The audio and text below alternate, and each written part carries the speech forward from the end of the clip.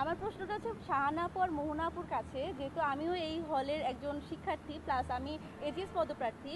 তো আপু, আপনারা যেহেতু বলেছেন যে আজকে আপনাদের বিরুদ্ধে যেটা হয়েছে, প্রোপাগান্ডা ছড়ানো হয়েছে, আপনারা এটা তদন্ত চান বা এটার আসলে একটা তদন্ত করে সুরাহা চান অবশ্যই। তো আপু, গতকালকে আমাদের হলে একটা অভিযোগ উঠেছিল যে আপনারা নিয়ম বহির্ভূত হয়ে ভাবে আপনাদের ফ্রেন্ড বা আপনাদের সমর্থক আপনাদেরকে যেখানে আমাদের রুল ছিল রাত 9টার পরে, রাত 12টার পরে 9 তারিখে যে কোনো ধরনের অনলাইন বা অফলাইন প্রচারণা চালানো যাবে না, সেটা প্রার্থী হোক বা তার সমর্থক হোক।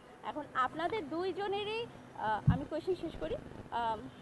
আপনাদের দুইজনেরই সমর্থক বা আপনাদের ফ্রেন্ড আমাদের হচ্ছে এই নিয়ম বহির্ভূতভাবে ওপেনলি আমাদের হলের অফিসিয়াল ফেসবুক গ্রুপে আপনাদের জন্য ভোট চেয়ে পোস্ট করেন, যেটার জন্য আমরা একটা লিখিত অভিযোগ জানাই। এখন এই লিখিত অভিযোগটার প্রেক্ষিতে আপনি ওখানে গিয়ে মৌখিকভাবে আমার বিরুদ্ধে কিছু অভিযোগ জানান, যেটা কমপ্লিটলি ফাইন।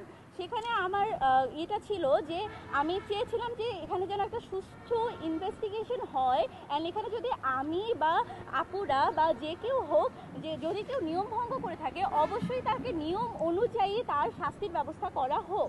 কিন্তু আপুরা, আপনারা যেহেতু আজকে আপনাদের উপরে কথা এসেছে, আপনারা তদন্ত চেয়ে সুরাহা চেয়েছেন, কিন্তু যখন গতকালকে আমরা লিখিতভাবে অভিযোগ জানালাম যেটা পার্সোনালি ছিল, তখন কেন আপনারা তদন্ত না চেয়ে, তখন কেন আপনাদের মনে হচ্ছিল যে নেগোসিয়েশন করে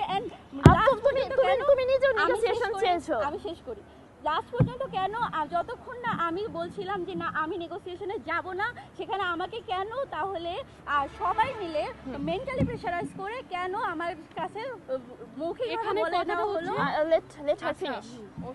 কেন তখন তদন্ত না চেয়ে আপু কেন তখন নেগোসিয়েশনে যাওয়া হলো? অ্যান্ড সেকেন্ডলি, যতক্ষণ আমি লাস্ট মোমেন্ট পর্যন্ত মানছিলাম না যে এখানে নেগোসিয়েশনে আমি যাব না, কারণ এখানে যদি আমিও দোষী হই আমিও যেন শাস্তি পাই, আপনারাও দোষী হন আপনারাও যেন শাস্তি পান, স্টিল কেন এখানে আপনার তখন কেন তদন্ত চাইলেন না?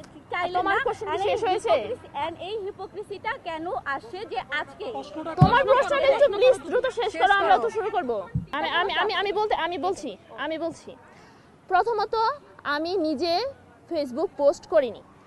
আমার আমার শুভাকাঙ্ক্ষী কেউ যদি পোস্ট করে তার দায়ভার অবশ্যই আমি নিব না না না।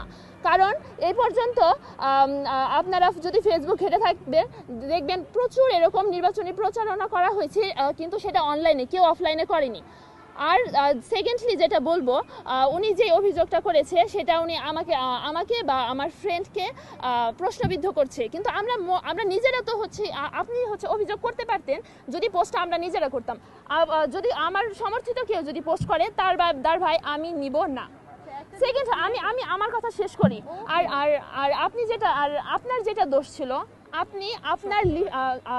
আপনি নিজে আমি বলবো আমি কোনো দোষ করিনি। আর আপনার কথা যদি বলে থাকি আপনি অবশ্যই দোষ করেছেন, কারণ আপনি আপনার লিখিত লিফলেট, সেটা আমাদের নির্বাচনী আচরণবিধি অনুযায়ী কোনো দেয়ালে কোনো লিফলেট লাগানো যাবে না।